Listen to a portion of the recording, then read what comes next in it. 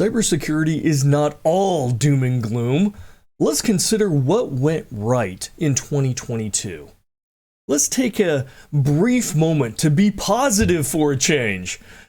See the glass is half full, even if it is full of poison. And let's celebrate some of cybersecurity wins from last year. Now, given that our industry is about avoiding bad outcomes, we must pay attention to the traps and the pitfalls that we successfully avoided or minimized. So where did we win, or at least tie, in 2022? First, ransomware. It didn't wreck everything. Many of the cyber mercenaries in Eastern Europe, which have driven a lot of the ransomware attacks, well, they've been kind of busy last year. And they're still infighting between Russia and other groups. We haven't seen as many ransomware attacks as we thought. Now, that's probably going to change. We're going to still see an uptick, but we've still got a lot of those very crafty cyber criminals out there busy doing other things and involved with the Russian-Ukrainian war. So even in 2023, it may not be as bad as it could have. Second, wipers. They fizzled last year, and many new ones were developed, especially right around the time that Russia invaded Ukraine. But organizations were ready for it. And although they were very sophisticated and they were deployed all over the place, particularly by Russia, the cybersecurity teams were able to get in front of them early on, identify when they were released, find their infrastructure, undermine that, and get patches out to really make it a non-issue. Some companies were affected, but it could have been far, far worse. So we really avoided that particular bullet. Third, supply chain attacks. This is something that we've been worried about for at least a couple of years. And they didn't emerge and undermine every single organization and government agency around the planet. Well, at least that we know of. Now, we know the attackers are going to go down this path. Gartner, for example, predicts that this is going to be a very, very tumultuous area simply because it is a huge advantage to the attacker.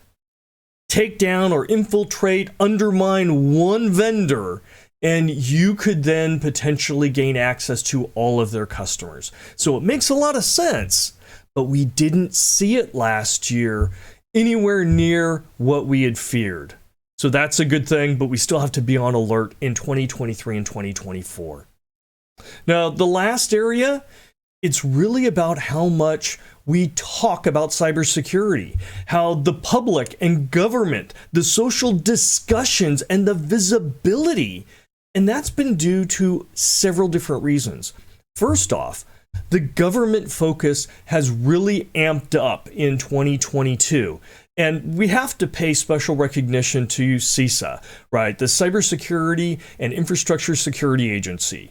They've done a great job in 2022 in getting the message out, in working with private industry, and building a good rapport. Another thing is the return of in-person cybersecurity conferences. That's really gotten a lot of us out there and again, seeing face to face, talking about things, driving good issues, and bringing more focus. But at the same time, we still have a plethora of online podcasts and events. They didn't go away. So we've net increased the amount of discussions that we're having amongst each other. And that's really important. Another reason, news outlets finally understand, just enough to feel comfortable in reporting cybersecurity issues. And that's important because that brings our industry into the window and the eyes of the general public. It's very, very important. And lastly, a greater willingness by executives to well, stumble forward as they try and embrace cybersecurity. And again, all of this is good.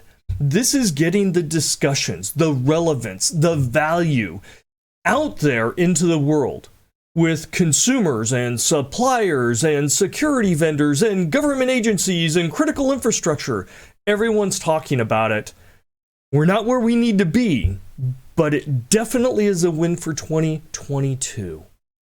And that's where I see the most positive outcomes. What are yours? What cybersecurity successes did you see in 2022? Add your thoughts to the comment section, and while you're at it, follow me on LinkedIn and subscribe to the Cybersecurity Insights channel for more rants and discussions.